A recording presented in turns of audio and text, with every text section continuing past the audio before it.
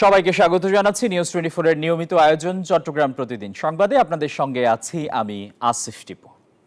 কক্সবাজারের উখিয়ায় জমির সীমানা নিয়ে সংঘর্ষে জামায়াত নেতা সহ ৩ জনের মৃত্যু হয়েছে। আজ সকালে উখিয়ার কুতুপালং এলাকায় এ সংঘর্ষের ঘটনা ঘটে। এরই মধ্যে ৪ জনকে আটক করেছে পুলিশ। ঘটনার পর কুতুপালং এলাকায় থমথমে পরিস্থিতি বিরাজ করছে। বিস্তারিত ডেস্ক রিপোর্টে। কক্সবাজারের উখিয়ায় কুতুপালংয়ে আপন চাচাতো ভাই বোনদের মধ্যে জমির সীমানা সংক্রান্ত বিরোধের জের ধরে সংঘর্ষে উভয় পক্ষের ৩ জন নিহত হয়েছে। নিহতরা হলেন কুতুপালং বাজার জামে মসজিদের খতিব ও জামায়াত নেতা আব্দুল্লাহ আল মামুন আর চাচাতো ভাই আব্দুল মান্নান এবং শাহিনা বেগম।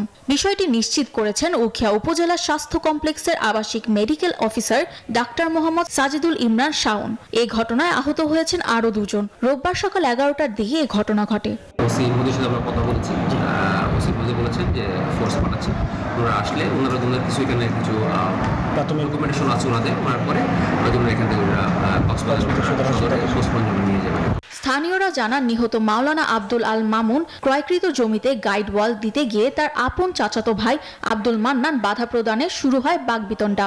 এক পর্যায়ে ধাওয়া, হামলা, পাল্টা হামলা চালায় একে অপরের সাথে। ধারালো অস্ত্র দিয়ে একে অপরকে আঘাত করার ফলে মৃত্যুর ঘটনা ঘটে।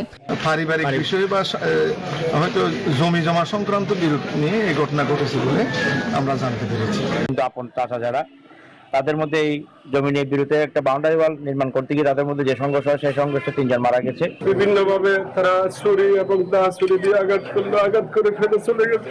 জায়গা জমি বিষয়ক বিরোধের কারণে নিজেদের মধ্যে কথা কাটাকাটির এক পর্যায়ে পরে হাতাহাতি থেকে তারপরে নিহত এখানে এখন পর্যন্ত ৩ জন জানা যাচ্ছে। পুলিশ জানায়, ঘটনার পরপরই অভিযান চালিয়ে উভয় পক্ষের ৪ জনকে আটক করা হয়েছে। সামিয়া মাহতাব রোজা, ডেস্ক রিপোর্ট। চট্টগ্রামের চান্দগাঁও থানার তাসিন হত্যা মামলায় চট্টগ্রামের শীর্ষ সন্ত্রাসী হিসেবে পরিচিত সাজ্জাদ হোসেন প্রকাশ ওরফে ছোট সাজ্জাদের ৫ দিনের রিমান্ড মঞ্জুর করেছেন আদালত। রোববার দুপুরে চট্টগ্রাম মেট্রোপলিটন ম্যাজিস্ট্রেট মোহাম্মদ আলাউদ্দিনের আদালত এ রিমান্ড মঞ্জুর করেন। এর আগে একই মামলায় গত ১৬ মার্চ চট্টগ্রাম মেট্রোপলিটন ম্যাজিস্ট্রেট আবু বকর সিদ্দিকের আদালত তার ৭ দিনের রিমান্ড মঞ্জুর করেন। পুলিশ জানিয়েছে, তাসিন হত্যা মামলায় সাজ্জাদের ১০ দিনের রিমান্ড আবেদন করা হলে ৫ দিনের রিমান্ড মঞ্জুর করেছেন আদালত। ২০২৪ সালের ২১ অক্টোবর চান্দগাঁও থানার অদূরপাড়া এলাকায় দোকানে বসে চা পানের সময় তাসিন নামে এক যুবককে গুলি করে হত্যা করা হয়। সাংবাদিকরা অতি দলদাসে পরিণত হওয়ায় দেশে ফ্যাসিবাদের উদ্ভব হয় বলে মন্তব্য করেছেন বাংলাদেশ ফেডারেল সাংবাদিক ইউনিয়নের মহাসচিব কাদের গনি চৌধুরী। রবিবার দুপুরে কক্সবাজার প্রেস ক্লাবে আয়োজিত কক্সবাজার সাংবাদিক ইউনিয়নের নির্বাচন কেন্দ্রিক আলোচনা সভায় প্রধান অতিথির বক্তব্যে তিনি এসব কথা বলেন গত ১৭ বছর দেশের সাংবাদিকদের একটা অংশ ফ্যাসিবাদের জাতাকলে নিষ্পেষিত হয়েছে। সাদাকে সাদা বলা যায়নি। সাংবাদিকদের ঐক্যবদ্ধ হয়ে দেশে বস্তুনিষ্ঠ সাংবাদিকতা ফিরিয়ে আনার উপর জোর দেন কাদের গনি চৌধুরী।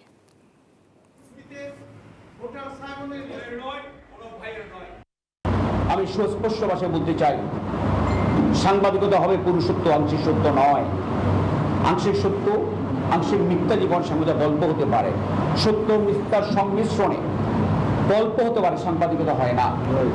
দেশপ্রেমিক হতে হলে যেমন ১০০তে ১০০ পেতে হয়, তেমনি সাংবাদিক যদি হতে চান, সাংবাদিকতা যদি চান, যদি নিউজে বলেন, আপনাকে শতভাগ সত্যটাই লিখতে হবে। চট্টগ্রামের কালুরঘাটে বহুল প্রত্যাশিত কর্ণফুলী নদীর উপর রেল সহ সড়ক সেতু নির্মাণের প্রক্রিয়া শেষ। সমীক্ষার পর একনেকে অনুমোদন পাওয়ার পর চলছে ডিজাইনের কাজ।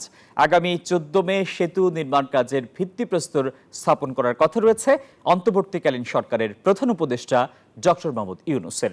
আবু জাবেদের ছবিতে চট্টগ্রাম থেকে নয়ন বড়ুয়া জয়ের রিপোর্টে বিস্তারিত। দক্ষিণ চট্টগ্রামের সাথে সারা দেশে যোগাযোগ বাড়াতে কর্ণফুলী নদীর উপর আরেকটি সেতু নির্মাণের দাবি দীর্ঘদিনের। প্রায় ১০০ বছরের পুরনো কালুঘাট সেতু দিয়েই চলে কক্সবাজার ২০০০-এর ট্রেন। এক সেতু দিয়ে চলে পরিবহনও। তবে শেষমেশ নানা জল্পনা কল্পনার অবসান ঘটিয়ে অন্তর্বর্তীকালীন সরকারের একনেকে অনুমোদন পেয়েছে কালুরঘাটে আরেকটি রেল সহ সড়ক সেতু নির্মাণের। প্রকল্প পরিচালক বলেন 1 বছরের মধ্যে পরামর্শক নিয়োগ সহ আনুষঙ্গিক প্রক্রিয়া শেষ করে 2026 সালের শুরুর দিকে নতুন সেতু নির্মাণ কাজ শুরু হবে এবং 2030 সাল নাগাদ সেই সেতু দিয়ে যানবাহন চলাচল করবে, চলবে ট্রেনও। ধারণাগত একটা ডিজাইন হয়ে গেছে, সেটাকে তারা আবার ভেরিফাই করে ফাইনাল করবেন এবং কন্ট্রাক্টর নিয়োগ করার জন্য যে ডকুমেন্ট তৈরি সেগুলো তারা তৈরি করবেন। এই সেতুটির আগামী 14 মে ভিত্তিপ্রস্তর স্থাপন করার কথা রয়েছে অন্তর্বর্তী সরকারের প্রধান উপদেষ্টা ডক্টর মোহাম্মদ ইউনূসের। দ্রুত সেতুটি নির্মাণের দাবি দক্ষিণাঞ্চলের বাসিন্দাদের।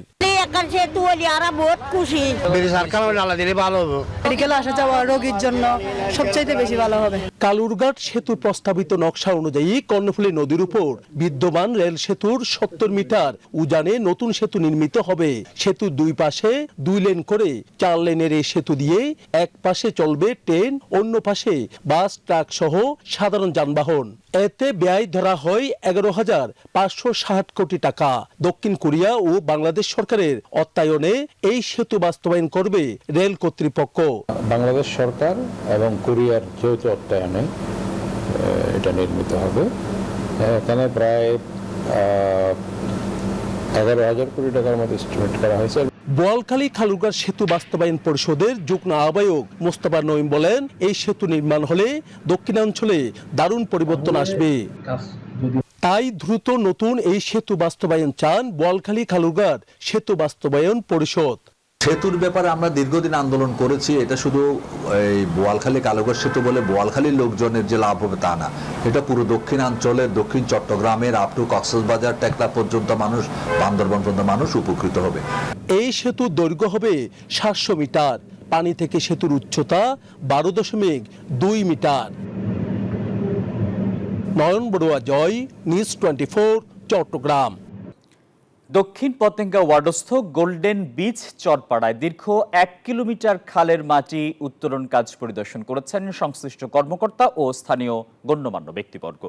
চট্টগ্রাম সিটি কর্পোরেশনের পরিচ্ছন্ন বিভাগের সহায়তায় আসন্ন বর্ষা মৌসুমের আগে 40 নং ওয়ার্ড ও 41 নং দক্ষিণ পতেঙ্গা ওয়ার্ডস্থ গোল্ডেন বিচ চরপাড়ায় দীর্ঘ 1 কিলোমিটার খালের মাটি উত্তোলন কাজ চলছে।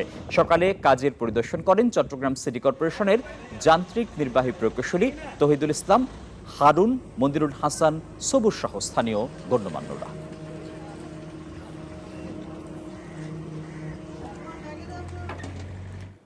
চট্টগ্রাম মহানগর বিএনপির সাবেক সাধারণ সম্পাদক আবুল হাশেম বক্কর বলেছেন, বৈশাখের উৎসবে ধর্ম, বর্ণ, দল, মত নির্বিশেষে আমরা একাকার হয়ে যাই।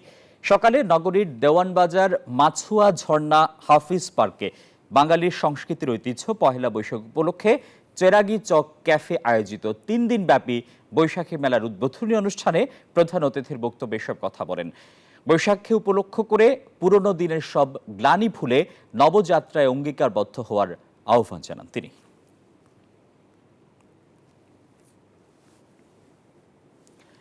চট্টগ্রাম কক্সবাজার মহাসড়ককে 6 লেনে উন্নীত করার দাবিতে মানববন্ধন করেছেন দক্ষিণ চট্টগ্রামের বাসিন্দারা। দুপুরে চট্টগ্রাম জেলা প্রশাসকের কার্যালয়ের সামনে এ মানববন্ধন করেন তারা। এ সময় বক্তারা বলেন, চট্টগ্রাম কক্সবাজার মহাসড়ক দেশের যোগাযোগ ও অর্থনীতির জন্য খুবই গুরুত্বপূর্ণ। এই মহাসড়ক ব্যবহার করে স্থানীয় বাসিন্দাদের পাশাপাশি প্রতি বছর লাখ লাখ পর্যটক কক্সবাজার ভ্রমণে যান। সেই সাথে কয়েক লাখ রোহিঙ্গার জন্য ত্রাণ সহায়তা পৌঁছানো হয় এই সড়ক দিয়ে। এছাড়া কক্সবাজারের মাতারবাড়িতে গভীর সমুদ্র বন্দর হওয়ায় মহাসড়কটি জাতীয় অর্থনীতিতে খুবই গুরুত্বপূর্ণ বলে মন্তব্য করেন বক্তারা। চট্টগ্রাম শিপিং এজেন্ট অ্যাসোসিয়েশনকে কুক্ষিগত করে রাখাদের দ্রুত আইনের আওতায় আনার দাবি জানিয়েছে বৈষম্যের শিকার ব্যবসায়ী ফোরাম।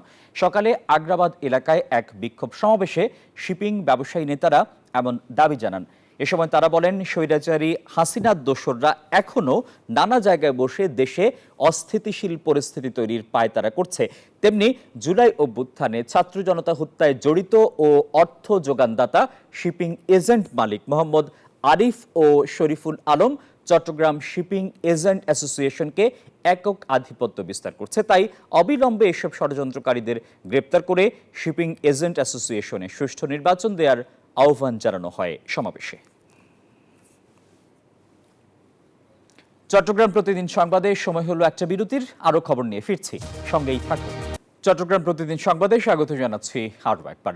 ঈদ পুনর্মিলনী উপলক্ষে নোয়াখালী সোনাইমুড়ি প্রেস ক্লাবের পক্ষ থেকে এক সংবর্ধনা অনুষ্ঠানের আয়োজন করা হয়। সোনাইমুড়ি প্রেস ক্লাবে আয়োজিত সংবর্ধনায় কাতার বাংলা প্রেস ক্লাবের সাধারণ সম্পাদক মামুনুর রশিদকে সংবর্ধনা দেওয়া হয়। এতে প্রধান অতিথি হিসেবে উপস্থিত ছিলেন সুপ্রিম কোর্ট বার অ্যাসোসিয়েশনের সভাপতি, নোয়াখালী 1 আসনের সাবেক সাংসদ ব্যারিস্টার AM মাহবুবউদ্দিন খোকন। আরও উপস্থিত ছিলেন সোনাইমুড়ি প্রেস ক্লাবের সভাপতি বেলাল হোসেন ভূঁইয়া, সাধারণ সম্পাদক ইয়াকুব আল মাহমুদ, প্রতিষ্ঠাতা সভাপতি অধ্যাপক সালাউদ্দিন সহ আরও অনেকে। ৭৮ বছর পার হলেও লক্ষ্মীপুরের তেওয়ারীগঞ্জের চড়ইভূতি গ্রামের বয়ার রহস্য এখনো উন্মোচন হয়নি। ওই চরের নামকরণ করা হয়েছে বয়ার চর। জানা যায় ৮০-র দশকে বয়াকে ঘিরে মানত করতেন কেউ কেউ, এমনকি মনোবাসনা পূর্ণ করতে এখনো দূর দূরান্ত থেকে ছুটে আসেন অনেকে। আর স্মৃতিময় এই বয়া সংরক্ষণের দাবি জানিয়েছেন এলাকাবাসী। সাইদুল ইসলাম পাভেলের তথ্য এবং ছবিতে ডেস্ক রিপোর্ট। বহু বছর ধরে খোলা আকাশের নিচে মাথা উঁচু করে এভাবেই পরিত্যক্ত অবস্থায় পড়ে আছে লোহার দুটি বয়া। স্থানীয়রা জানায় বছরের পর বছর পড়ে আছে এই বয়াগুলো। বয়ার অবস্থানের পর থেকে চর জেগে ওঠায় মানুষের মুখে মুখে রটে যায় বয়ার চর হিসেবে। এই অঞ্চলে এক সময়ে প্রমত্তা ভুলুয়া নদীর অবস্থান ছিল। নদীতে বড় বড় জাহাজ চলাচল করত। ১৯৪৭ সালে ভয়াবহ ঝড়ে দুটি বয়া এসে আটকে যায় এই স্থানে। বয়াগুলোর অস্তিত্ব মাটির ঠিক কত নিচ তা জানা নেই কারো।